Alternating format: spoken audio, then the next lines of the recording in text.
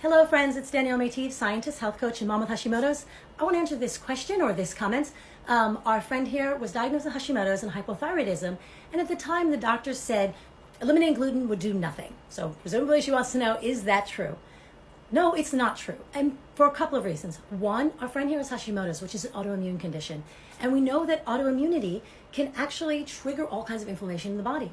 But what we also are learning is that autoimmunity itself can be triggered by what we call a leaky gut. And that's when your intestines are not keeping food and bacteria and microbes and so on inside the gut, but actually let it leak into your bloodstream. And it's that leaking of proteins, of microbes, that actually overstimulates your immune system and can lead to autoimmunity in the first place. What's one of the things that triggers that leaky gut, that triggers what we call intestinal hyperpermeability?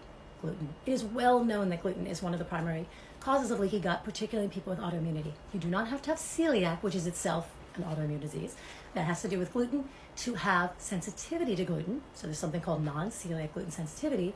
But again, if you have autoimmunity, usually that leaky gut is what started it. It's literally what allowed the microbes and so on to get into your bloodstream, undigested proteins to get into your bloodstream and trigger your immune system. So what we need to do is we need to seal that gut. We need to have a nice healthy gut lining, and one of the most important ways we do that is by eliminating gluten.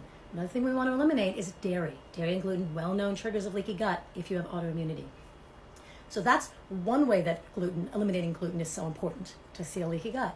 Another thing is that part of autoimmunity, one of the theories or one of the pathways, is that it happens through a process called molecular mimicry. And that is that when your immune system is attacking, say, a bacteria or a virus or something, it creates an antibody. If you have Hashimoto's, you've probably been told you have antibodies to either thyroid peroxidase, TPO, or thyroglobulin, TG. Your body has mistaken your own proteins for an invader.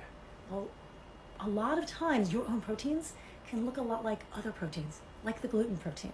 So if you have antibodies to your tissues, to TPO, to TG, and gluten shows up, your body mistakes it and creates more antibodies to TPO and TG. So it's not necessarily you have antibodies to gluten, you'll have more antibodies to your own thyroid. So we need to remove those things so they don't trigger our body to make more antibodies.